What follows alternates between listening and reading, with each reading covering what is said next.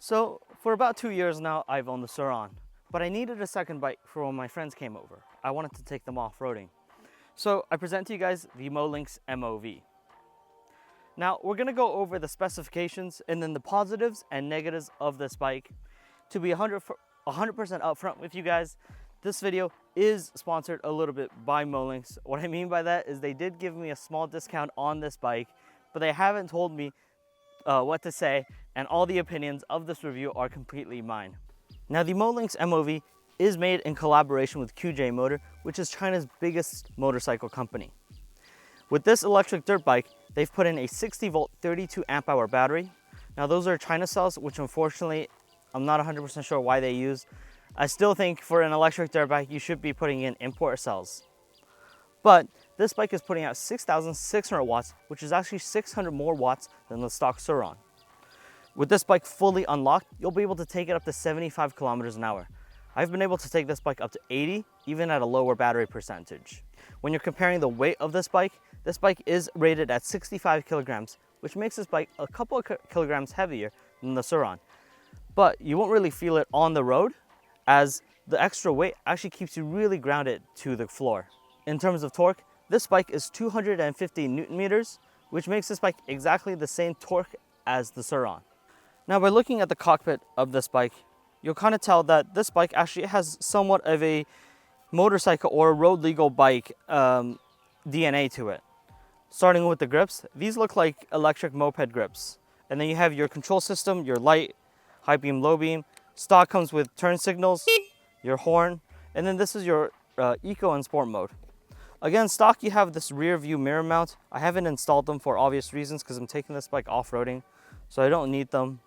You have your hydraulic disc brakes, which is exactly the same ones used as the Surron as far as I can tell. Built in nicely with this bike is this beautiful display that tells your trip, your total odometer, and the mode that you're riding in, as well as obviously the battery percentage. Coming to the right of this bike, you have your throttle, same grips as the left side. Again, very cheap motorcycle, electric e-moped, scooter throttles. And then you have your KKE suspension. I do suspect these are KKE. They're not branded, but they look exactly the same as my KKE front forks on my Surron. As you can tell, the rebound adjustment as well as your preload right here. Now my favorite part about this bike, and which is kind of one of the main reasons that led me to purchasing this bike, is actually its face. The front headlight has this hornet, mean looking face. I really like the way it looks up here. And obviously, this is where your light is installed, as well as your turn signals.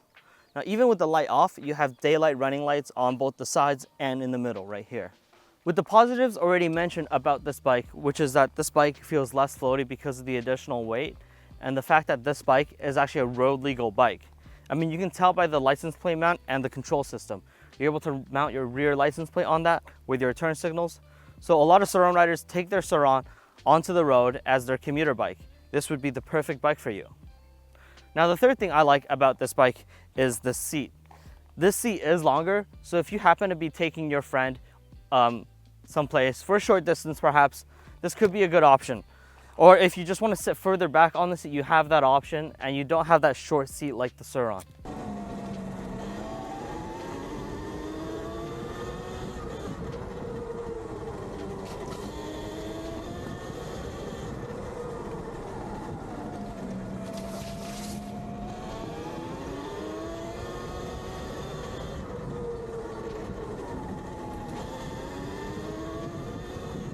Another thing I like about this bike is this built-in display.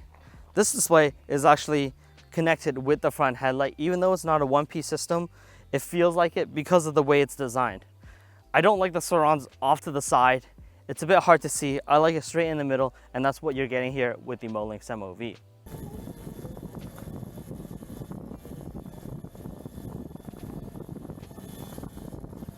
Now the last thing, and probably the most surprising thing about the Molenk's MOV, is that it's actually faster than the Surron. With 600 more watts in the motor, the battery, and the controller, these combined systems allow you to overtake the Surron in about 10-15 meters. Now, at the start, it's not quite as punchy as the Surron, but the power is about at the 30 to 40% mark. Go!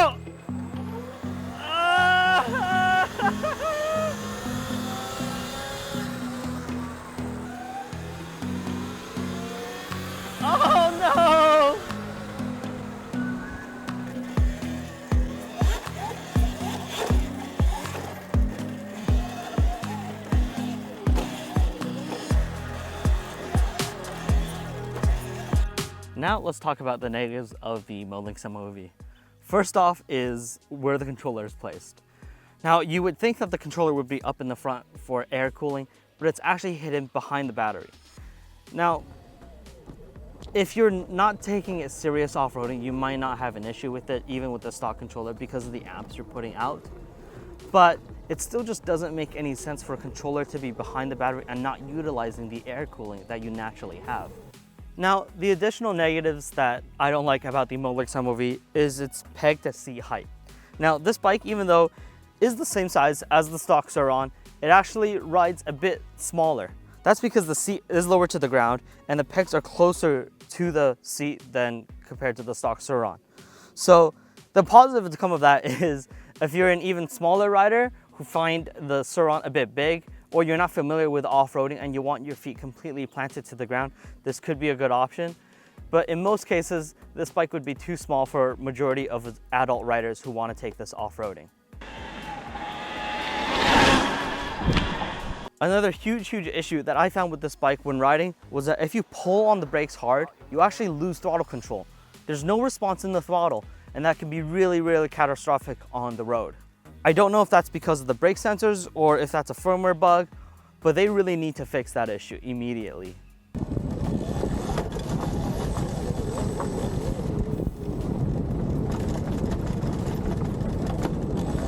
Speaking of firmware bugs, the last thing I found as an issue with the Molex MOV is when you're starting off the bike, you're engaged what's in park mode. Now, if you pull on the brakes and you have the kickstand up, you're ready to go. This, first off, isn't ideal for off-road riders. And two, the kickstand, when you cut the wire, it actually doesn't disconnect that cable. You actually have to short circuit the black and I believe the brown cable. And if you disconnect the brake cables on the front, you're not really able to take it out of P mode into drive mode. So you have to connect it and then pull on the brakes. So that's a huge issue if you're taking it off-roading. Now, the last negative thing I want to talk about is this huge middle piece. There's a lot of unutilized space. I feel like they could have put a bigger battery or done something to it. It just doesn't look ideal aesthetically, but functionally, it also doesn't work well as well. When you're off-roading and you need to pinch your bike, the smooth, wide surface just doesn't work out well. The Molex MOV has the potential to be a really good bike, but there are key things that have been overlooked, like the controller placement. It's placed right behind the battery and not being naturally air-cooled. There's screws protruding outwards that can easily cut you if you're off-roading. The bike is mounted with a belt drive, but there's no belt cover, so if gravel gets stuck in that belt, it can easily tear the belt apart, as well as the bike's overall DNA. It's somewhere between a dirt bike and a road legal bike. It has off-road tires, but it also has a rear license plate mount and a motorcycle control system up on the handlebar. I think if Molenk's actually takes the time to analyze what bike they're building it for and who their target audience is, I think this still has the potential to be a very good bike. For now though, I think this bike can be a very good bike if you're new to the electric dirt bike scene. If you need a bike that is close to the ground and you're new to riding and you want to feel comfortable on the bike with both feet planted to the ground, I think this could be the perfect bike for you. Or two, if you need a road legal bike. I would highly suggest just to swap these tires out for a supermoto tire or something like an all-season tire though. Thanks for watching, and I'll catch you guys in the next review.